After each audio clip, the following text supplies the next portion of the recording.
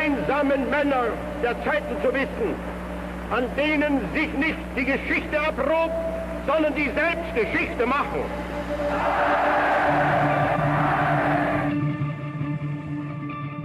Estamos por la avenida Bustillo, llegando al centro de Bariloche, y vinimos hasta acá para recorrer la ciudad en busca de las distintas huellas que dejaron los nazis. Entre otras cosas que se pueden encontrar acá, hay búnkeres militares, torre de vigilancia, e incluso vamos a visitar la supuesta casa que habitó Hitler después de la Segunda Guerra Mundial acá en Argentina.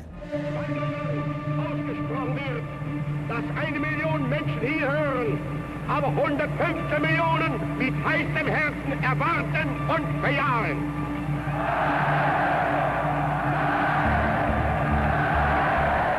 Y este es quizá uno de los misterios más grandes de todo el asunto nazi en Bariloche. Estamos en Villa Tacul, a 28 kilómetros de la ciudad, y lo que queda acá son las ruinas de un búnker militar que se construyó en 1946, llamativamente inmediatamente después de la guerra, y en 1955 lo detonó de la nada el ejército argentino. Hoy lo que quedan es esto, son las ruinas de un búnker que tienen una posición estratégica muy importante sobre la Golba Pid y también cientos y cientos de kilómetros para ver la panorámica de qué es lo que pasa en el lago.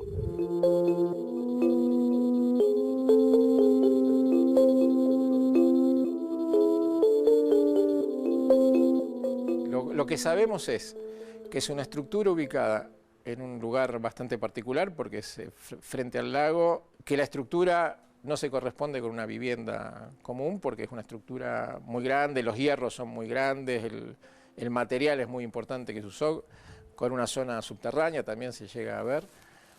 No está registrada en el catastro de Bariloche, o sea que lo lógico, si eso hubiera sido algo, digamos, desde el punto de vista administrativo legal autorizado, debería estar en el catastro de Bariloche. Uno va al catastro de Bariloche, esa estructura no está.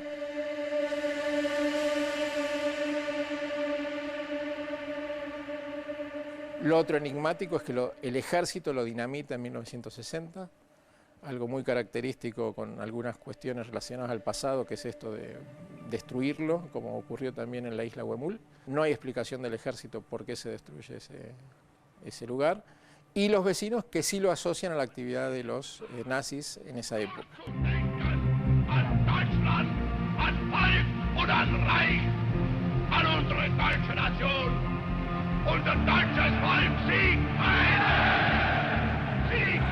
Estamos en la calle 24 de septiembre, altura 167, y acá es donde era la casa de Erich Priebke, un Hauptführer nazi, un jerarca muy alto, que detuvieron acá en 1994. So 10 Italians had to die.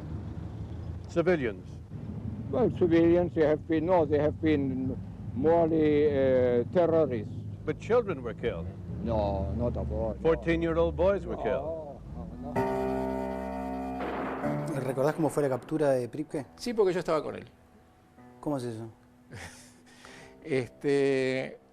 Yo estaba entrevistándolo a las 10 de la noche en su casa, y en ese momento irrumpió la Policía Federal para capturarlo. Lo más interesante en ese momento, yo venía hablando con un octogenario sobre la guerra, sobre su actuación en la guerra y demás, pero cuando irrumpió la Policía Federal, él se cuadró militarmente, cambió absolutamente de actitud, dejó de ser un viejo de 80 años para ser un oficial de 40, saludó militarmente y dijo, bueno, estoy preparado, ¿qué tengo que hacer? ¿Vos desconocías que se trataba de un capitán o estabas al tanto? No, estaba al tanto y lo estaba entrevistando precisamente sobre su actuación en Roma y sobre lo que se lo acusaba, que era una matanza en Roma, en las fosas ardiatinas, hacia el final de la guerra. Esta solía ser su casa y ahora funciona en este lugar un centro de salud.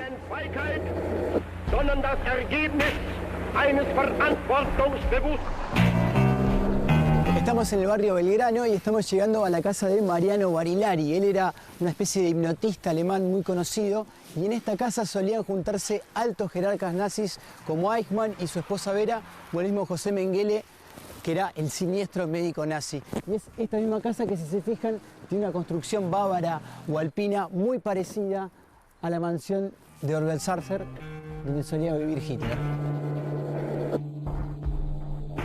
Sí, todos los vecinos antiguos de la zona coinciden que ahí Había reuniones de los nazis en su momento, que era un lugar muy importante de reunión, incluyendo a Mengele, por ejemplo, que vivía ahí en el barrio Belgrano.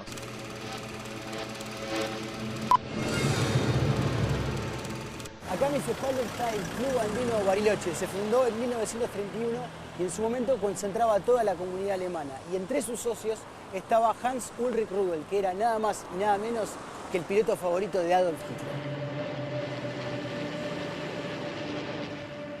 Que era la máxima estrella de la aviación de la Alemania nazi, el único que podía enfrentar a Hitler y discutirle de igual a igual, el único que tenía una condecoración especial de guerra, que fue la única persona que la tuvo en su pecho, puesta por el mismo Hitler, o sea, un personaje muy importante, que va a ser designado en posguerra como el nuevo Führer por la ultraderecha alemana, teniendo prohibida su actividad en Alemania por su apología al nazismo y su actividad neonazi, ¿no?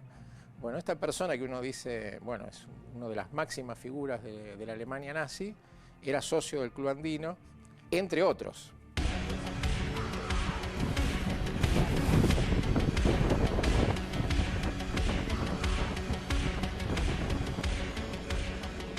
Por eso que ven ahí a mis espaldas es la famosa Torre del Vigía, la construcción en 1943 y está en un punto estratégico. Este es el final de la península de San Pedro, está a 5 kilómetros de Yao Yao y le da una visión estratégica y muy panorámica de todo lo que pasa acá en el Nahuel Huapi. Se dice que desde ahí se avisaba a la casa donde habría vivido Hitler cuál era la actividad, qué era lo que estaba sucediendo acá en el lago. Entonces, si había algo extraño o algo sospechoso, se avisaba a la casa para que Hitler ya estuviera avisado.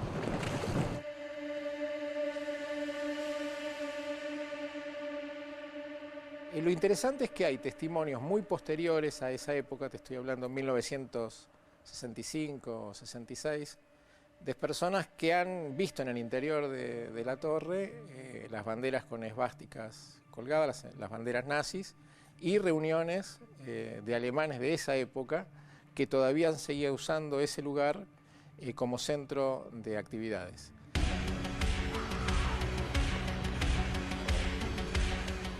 Esa que se ve allá atrás es la mansión de Inalco. Supuestamente es la casa en la que vivió Hitler cuando llegó a Argentina. Estamos en línea recta con la Torre Vigía, o sea, de la Torre Vigía se ve derecho hasta acá. No es una casa, es un complejo, son varias casas dispuestas en ese lugar, con usina para generar energía eléctrica y con materiales que no eran del lugar, o sea que fueron traídos en un sitio bastante inaccesible en esa época porque no había ruta, o sea que había que usar hidroaviones o había que usar barcos, con lo cual la inversión fue de una envergadura importante y el esfuerzo de construcción también. Así que es un complejo estratégicamente preparado para los nazis antes de que terminara la guerra y usado después que terminó la guerra en ese lugar. La casa tiene un cuidador. Se ve que hay una ventana abierta y hay una playa que es pública, pero ahora el acceso está restringido. Quien va ahí va a poder ver una torre de seguridad, una de las que quedan ubicadas en un acantilado de tipo militar, que no es común en una estancia patagónica, una zona que es el hangar de aviones, donde paraban los hidroaviones.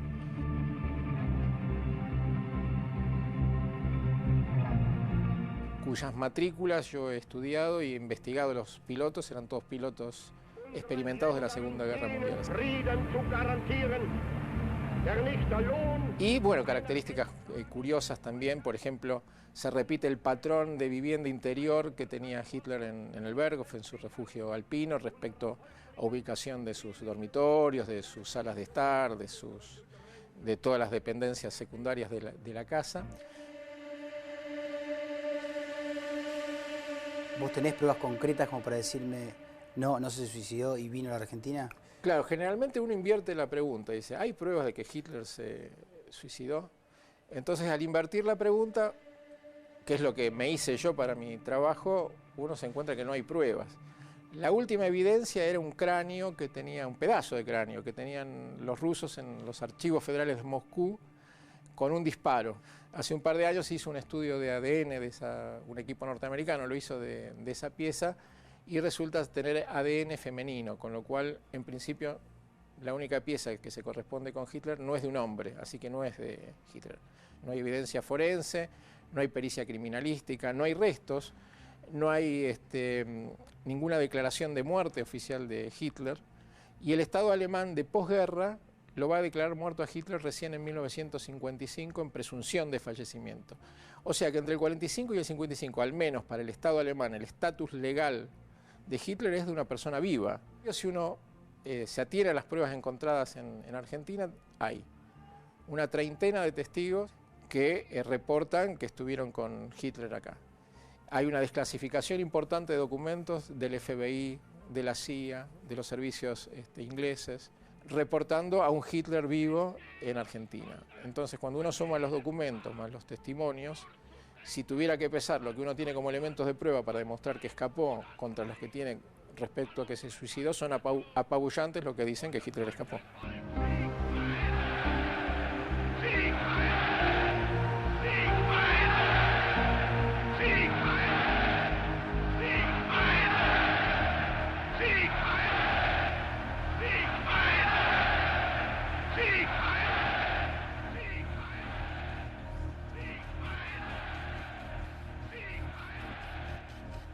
Es sorprendente, pero hay mucha gente que viene desde distintos países a hacer este tour, Eddie. Sí, los primeros que lo hicieron fue hace 3 meses un grupo de diplomáticos ucranianos y los segundos que vinieron al país fueron un grupo de ex agentes de la KGB que vinieron y pagaron 70.000 pesos para recorrer estos mismos puntos que recién veíamos en el informe. Se siguen haciendo, vienen diplomáticos de Europa, de Estados Unidos, mayoritariamente, o sea, por el precio, el público es muy elitista, porque es muy caro. Pero ¿en qué se basa el tour? En el testimonio que veíamos recién de Abel. Tomaron ese libro y hacen ese recorrido. La historia de Argentina es un muy buen aporte y una controversia que lleva años. Exacto. Porque los rusos que en verdad toman Berlín, llegan a la Cancillería donde se produce el presunto suicidio, dejan trascender en los últimos años que lo que se llevaron de ahí es el cuerpo de Hitler. Entonces, lo que ahora se pone en juego y se cobra es, bueno, esta posibilidad de que no se haya suicidado y haya venido a la Argentina como algo cierto, ¿no? Sí, y organizado. Exacto, sí, por ahí por las pistas que hay parece ser cierto, pero ellos siempre, los que hacen el tour, hablan en potencial. Abel, que es un historiador muy reconocido, se da el lujo de poder hablar sin el potencial porque tiene conocimiento de causa. Y le van a agregar más casas en el futuro. Seguramente.